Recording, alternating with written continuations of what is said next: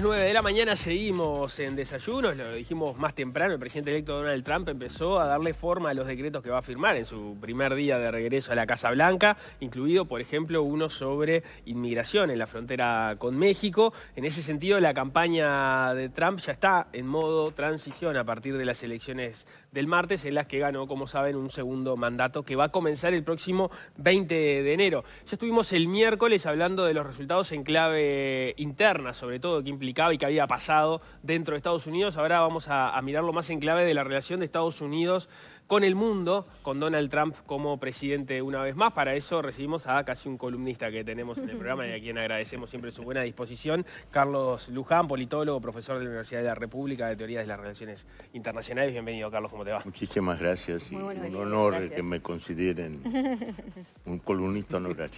Muchísimas gracias por venir. A ver, Carlos, como primera lectura general, ¿es un mundo distinto a partir de la elección de Trump que el que teníamos antes de la elección o con la perspectiva de que pudiera, por ejemplo, ganar Kamala Harris o no es un mundo sustancialmente distinto? Bien, es un mundo distinto, pero teniendo en cuenta que estamos en un orden no hegemónico, ¿sí? Hay un excelente artículo de Mónica Hirsch, Ana María San Juan, Roberto Russell y Juan Tocatlián, donde plantean esta idea de un orden que se está constituyendo, o varios órdenes, pero que no hay un hegemón. Entonces no es el presidente de un Estados Unidos hegemón mundial, entonces tenía la relevancia que en los 90s o a principios de este siglo, ¿sí? Y en este mismo artículo ellos dicen, bueno, hay dos nortes, uno centrado en Estados Unidos y sus aliados, y otro en China y sus aliados, y un sur global, que se le llama, en el que nosotros pertenecemos, y múltiples polos. Entonces, es relevante, probablemente haya un cambio en términos de política internacional, pero un cambio que se da en un momento de lo que Gramsci llamaba un interregno, ¿sí? Un interregno en donde hay una famosa frase de él que dice: lo viejo no termina de morir, lo nuevo no termina de nacer y aparecen las formas mórbidas, ¿sí? Bueno, cada cual verá si esto de las formas mórbidas cabe a Trump o no en función de sus miradas del mundo. Pero claramente es así un punto relevante, sigue teniendo importancia esto, ¿no? Bien. ¿Qué cosas empezarían a cambiar o no? ¿Qué podemos esperar justamente de los cambios en la política exterior de Estados Unidos? Mira, yo creo que hay que pensar en tres grandes dimensiones. Una económica, una geopolítica y una militar, ¿sí? Y quiero empezar por lo económico porque a veces no se le ha terminado de dar toda la importancia en función de que estamos, y lo hemos conversado mucho aquí, en un mundo con guerras que no terminan y que nos impactan muchísimo. Pero lo económico, a su vez, tiene un componente tecnológico muy fuerte, ¿sí? O sea, Estados Unidos ha definido como su competidor estratégico a China, y lo que tenemos que pensar quizás es menos en las propuestas sobre si va a subir aranceles o si no, que seguramente va a tener impacto, sino que el centro para mí es la inteligencia artificial, ¿sí? Quienes dominen la inteligencia artificial en la próxima década de alguna forma van a dominar el mundo, ¿sí? Y ahí hay una confrontación muy fuerte y es importante ver quiénes están presentes en esa competencia y quiénes están ausentes. Entonces, cuando uno observa esto, por supuesto que ve en Estados Unidos OpenAI, ve a Apple, ve a Google, ve a Meta. Del otro lado, en China, ve a Baidu, a Tencent, a Alibaba.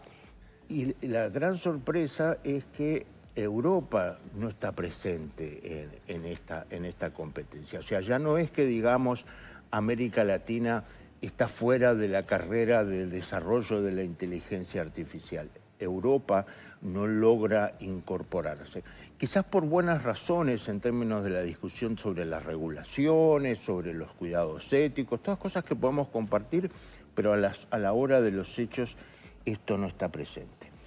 Desarrollo de la inteligencia artificial que tiene un inmenso impacto, por supuesto, en el mundo laboral, ¿no? O sea, no quiero ser apocalíptico, pero quizás dentro de 10 años esto mismo esté siendo hecho con avatares que funcionen por inteligencia artificial general que está en proceso de desarrollo. O sea, ya lo somos. Paula es una prueba piloto, por ejemplo. Bueno, yo prefería cuando estaba físicamente. Cuando era real, ¿verdad? Sí, pero es porque soy de la vieja escuela. Inteligencia natural, dicen, ¿no? Y cuando pensamos en inteligencia artificial, pensamos en microchip. En algún programa lo comentábamos, esta guerra que yo creo que se va con Trump a volver al tapete, que no abandonó Biden, pero que se va a reforzar de proteccionismo y de prohibición de ventas a China de las tecnologías más avanzadas. Y recuerdo, ¿no? Hoy estamos hablando de chip de nanómetros. Y yo decía, 1 metro lo dividimos en 1000 y tenemos el viejo y querido milímetro, que hacíamos las cosas en la escuela. Pero ese milímetro lo dividimos en 1000 y tenemos 1 nanómetro. Y hoy Estados Unidos prohibió la venta de chip de menos de 14 nanómetros, después fue a 7 nanómetros, 5 nanómetros, ¿sí? Y hoy estamos ya en 3, en 2, e incluso para fines de esta década, probablemente en 1,4, o sea, cosas inimaginables en su tamaño. Que tienen en Taiwán, el TSMC, el principal productor, 64% del mercado mundial de chips es en Taiwán. Planteo esto porque si China reincorporara al territorio de Taiwán a China continental, ¿sí? El efecto no solo sería por tenía que ver con una reivindicación histórica, cultural, política, sino que estaría reincorporando una potencia que sumada a SMIC, que tiene el 5%, estaríamos hablando de 7 de cada 10 chips. Uno podría incluso decir, no se ha producido una invasión china a Taiwán, no solo por Estados Unidos, a pesar de su ambigüedad estratégica, sino porque una invasión destruiría todo esto, por la delicadeza. Pero si hubiera una incorporación masiva, ahí habría un cambio en la lógica mundial fuertísimo. La preeminencia de Taiwán respecto a la producción de chips tiene que ver con porque desarrolló la tecnología, porque tiene los materiales localmente. ¿Por qué sea eso? Es un desarrollo cuando fue a contracorriente, o sea, 30 años atrás, los que las principales empresas pensaban, como Intel o Apple o las grandes, que lo que más pagaba era hacer el diseño de los chips. ¿Sí? Hemos escuchado una otra vez, es mucho mejor tener esta capacidad de diseño, este tema intelectual, que la producción fabril. ¿Sí? Eso es como parte, hoy se ha instalado en el sentido común. Bueno, Taiwán en esto fue contrario, entonces los diseños muchas veces se hacen Nvidia u otras empresas norteamericanas, pero después el que tiene la tecnología de una precisión exquisita, ya insisto, estamos hablando de 2, 3 nanómetros, y yo hago así como si pudiera atrapar algo, es Taiwán. Que cuando ha, por ejemplo, abierto una fábrica en Arizona, no logra terminar de hacerla funcionar porque la cultura del trabajo norteamericano le complica. No tienen esa obsesión asiática y dedicación en tiempos. Están abriendo una fábrica también en Brandenburgo, en Alemania, parecería una cosa más cercana, y finalmente se han decantado, por ejemplo, en hacer fábricas en Japón, ¿sí? Entonces, el diseño es norteamericano, muchas veces, la fabricación es en Taiwán. Y después el transformar eso en una GPU, en general se hace también en Estados Unidos, que es lo que ahí llegamos a la fase de utilización para la inteligencia artificial. Y en esa carrera, con todas las sanciones, han puesto a China a tener que hacer un desarrollo propio nacional y ha avanzado y hoy está produciendo para los teléfonos, por ejemplo, de Huawei, a 5 nanómetros y parece que lo que parecía que era una década de atraso, quizás en menos años se logre. Y eso, como ustedes saben, tiene un impacto también muy fuerte, no solo sobre el mercado de trabajo, sino, por ejemplo, sobre la dimensión militar. ¿Sí? La utilización, el poder que un avión tenga un enjambre de drones, de 1000 drones, que es lo que se prevé a poco que avancen los conflictos bélicos, porque cuando hay guerras estas cosas evolucionan a pasos agigantados, requieren inteligencia artificial. Ningún piloto es capaz de manejar 20.000 naves no tripuladas. Entonces, lo vemos, lo mismo los bombardeos masivos, lo conversábamos en alguna vez aquí, hacer 1000 bombardeos sobre Gaza en el mismo día sin inteligencia artificial no es posible. Sí, me interesaba volver a estos 3 pilares que mencionaste al principio y poner el foco en el militar, por los anuncios que él ya hizo de que iba a terminar con la guerra de Ucrania en 24 horas y considerando las buenas migas que él tiene con Putin, todo podría hacernos pensar de que va a aceptar las condiciones de Rusia y qué va a pasar con Ucrania, si va a retirar su apoyo, en fin. Eso me parece una pregunta clave. Las razones que podrían llevar a generarse una paz en Ucrania. Yo parto de que el competidor principal de Estados Unidos es China. Entonces, en términos militares y geopolíticos, a Estados Unidos, ¿qué es lo que ha tratado de construir en la primera presidencia de Trump? Un collar de perlas, ¿sí? Un cerco a China.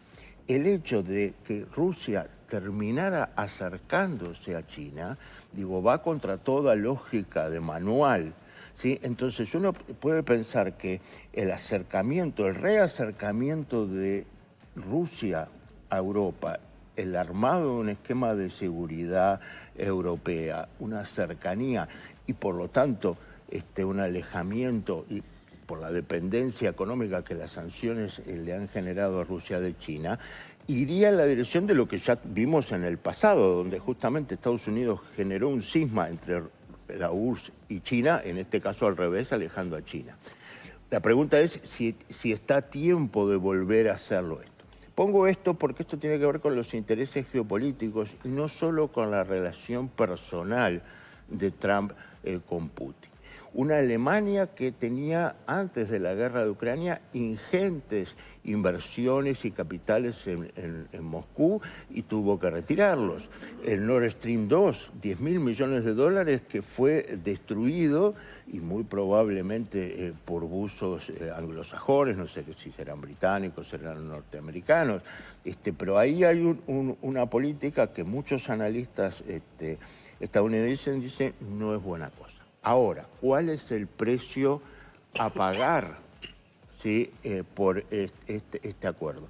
Y cambia parte de estos cambios del orden mundial. Se rompe el tabú que desde la Segunda Guerra Mundial estaba presente de que los países no conquistan otros y los anexionan, ¿sí? Guerras en el mundo ha habido muchas y tanto la URSS estuvo en Afganistán como Estados Unidos estuvo en Afganistán, pero no se quedaron con esos territorios. Cuando Saddam Hussein incorporó a Kuwait a Irak, eso generó la primera coalición de la Guerra del Golfo en los 90. Entonces, la aceptación de que pueda haber un tratado de paz donde la zona del Donbass y consolidar la presencia rusa en Crimea sea entregado es muy fuerte. Y eso tiene implicancias incluso para nosotros, porque si esta forma de resolver las cosas quiere decir de que mañana, ¿sí?, y es un escenario no descabellado, si hubiera, por ejemplo, un régimen autoritario en Brasil, Brasil decidiera que si tiene un problema fronterizo con otros países sudamericanos, lo lógico es que los grandes le impongan militarmente a los chicos sus intereses, sea por el petróleo en Bolivia, por la energía en Paraguay, por límites con nosotros, ¿sí? Y eso es un mundo difícil de imaginar, donde nosotros, por suerte, tenemos un continente de paz. Entonces, según cómo se resuelva esto, tiene implicancias fuertísimas. Pero insisto que la relación entre los líderes puede facilitar cosas, pero ya lo hemos visto en nuestra región, de buenas relaciones entre líderes, incluso con similitudes ideológicas y puentes cortados. Entonces uno puede decir, Putin y Trump forman parte de la internacional reaccionaria, Dugin es un ideólogo ruso pero con influencia sobre Trump, sobre Bolsonaro, Milei es otra historia, sobre Vox, etcétera, etcétera. Pero bueno, después vamos a la cosa concreta. Entonces, ahí me parece clave, y ya que hablas de guerras, no podemos dejar de pensar en Israel y la situación en Medio Oriente, que me imagino que es una preocupación. Yo creo que hay un consenso tanto de demócratas como de republicanos, si nada hubiera cambiado unos y otros, que la defensa de Israel ante ataques, por ejemplo, de Irán, sí es una obligación del mundo anglosajón, y por eso vimos buques, portaaviones norteamericanos, barcos ingleses, incluso apoyos franceses en la defensa de esto. Ahora, pasar a la ofensiva, esa es mi preocupación. ¿Qué es lo que ocurre si en una situación que es mayoritaria en Israel, que es una opinión mayoritaria en Israel, más allá de la derecha o la izquierda israelí, que es que Irán no puede tener la bomba atómica y sobre todo no puede tener capacidad misilística de incorporar bombas atómicas que lleguen a Israel, porque puede haber un acto de irracionalidad de morir matando por parte de Irán? Bajo ese consenso o esas mayorías que en eso acuerdan, que Netanyahu decida o responder a un ataque que podría ocurrir, lo conversábamos la vez pasada, o incluso con la idea de que el atentado contra su familia todavía no había sido respondido, pueda atacar a Irán para tratar de destruir la parte nuclear. Y eso no lo puede hacer con las capacidades militares actuales, ¿sí? Sin apoyo estadounidense. Parece una cosa anecdótica, pero, oh casualidad, 10 bombarderos B-52 estratégicos que estaban en Europa, Estados Unidos los trasladó a Medio Oriente.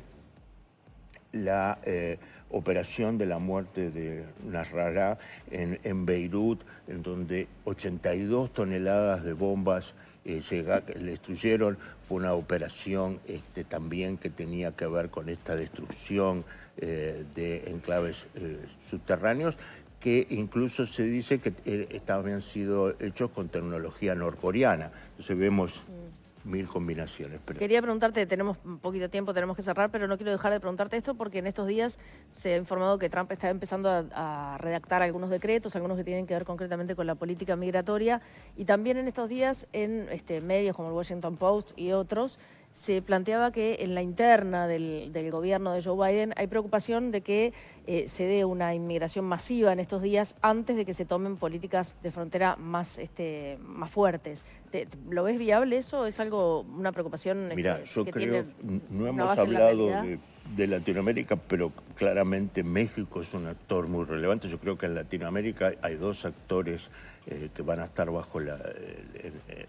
por encima del radar para Trump, que son México y Brasil. El resto creo que no, incluso más allá de los deseos argentinos de decir aquí estoy yo. Y en México, obviamente, los temas de migración y los temas de tránsito de drogas son claves. Me parece que por la forma y los dispositivos que tiene Estados Unidos, una afluencia masiva de aquí al 20 de enero no va a ser no es esperable, entre otras cosas porque un presidente muy débil como es Biden, uno puede pensar que en este momento, en términos de política internacional, casi hay como un cogobierno. O sea, no me imagino que decisiones, sea, como decíamos hace un minuto, apoyar un ataque israelí, generar un acuerdo de paz en Ucrania, aumentar la presión sobre China, avanzar en los vínculos con México para frenar la migración, sea hecho por la administración saliente sola y ante sí. Sí, o sea, el presidente electo, que creo que ocurre en todos los países, pero en este caso más, me parece que es parte de consulta, entre otras cosas, porque la burocracia estatal empieza a acomodarse a lo que viene y nadie quiere hacer cosas que después impliquen quedar al costado de esto.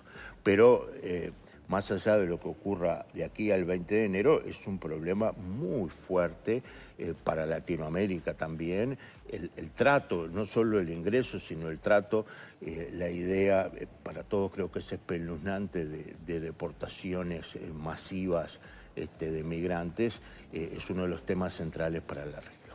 Carlos Luján, muchísimas gracias como siempre por estos minutos. Bárbaro. Y yo quiero agradecerle a mis alumnos de resolución de conflictos, en el que estuvimos ayer casi 2 horas discutiendo sobre estas cosas en la UDELAR, en Relaciones Internacionales, porque esa discusión con ellos me permitió armar un poquito las cosas y creo que a veces uno se olvida de que en la docencia, en el intercambio con buenos y preocupados estudiantes, uno aprende también. Bien, va el agradecimiento para ellos. Un saludo, por supuesto, para todos los estudiantes. Muy amable. Ahora gracias. cuando son las